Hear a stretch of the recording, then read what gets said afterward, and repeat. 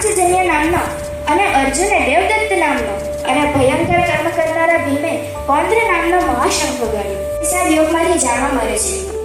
Dhritarashtra ઉવાચ ધર્મક્ષેત્રે કુરુક્ષેત્રે ક્ષમાવેતા યુયુત્સવ મામકાકાંત વાસ્યવ Kim કુર્વાત Sanjay. સાંખ્યયોગ. ભગવાન અર્જુનને બીજા અધ્યાયમાં સાંખ્યયોગમાં કહે છે કે આ શરીર તો આપણું છે, પરંતુ તેને ચલાવવાની સત્તા પરમાત્મામાં છે.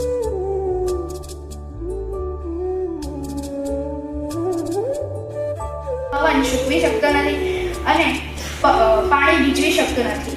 અર્જુન પૂછે છે કે સમાધિમાં રહેલા પરમાત્માને પામેલા સ્થિત પ્રજ્ઞ પુરુષના શું લક્ષણ છે? ભગવાન કહે છે કે બધી કામનાઓ ત્યાગીને આત્મામાં સંતુષ્ટ રહે તેને સ્થિત પ્રજ્ઞ કહે છે. દુઃખથી દુઃખી થતો નથી અને સુખથી સુખી થતો નથી તે સ્થિત પ્રજ્ઞ મુનિ. શ્રદ્ધાથી યુક્ત થઈને એ દેવનું પૂજન કરે છે અને એ દેવ પાસેથી મારા દ્વારા જ વિધાન કરવામાં આવે ઈચ્છિત ભોગોને નિઃસંદેહ પામે છે. અધ્યાય 8. જેમ બન્યા હે શ્રી કૃષ્ણ, આ મન અતિ ચંચળ અને વિવાહ કરનાર છે, અતિ દ્રઢ અને બળવાન છે. આથી એને વશમાં કરવું એ હું વાયુને રોકવા જાઉં. યદાહિ ધર્મસ્ય ગ્લાનિર્ભવતિ ભારત અભ્યુત્થાનમ ધર્મસ્ય તદાત્માનં શિજ્ઞામ્યહम्.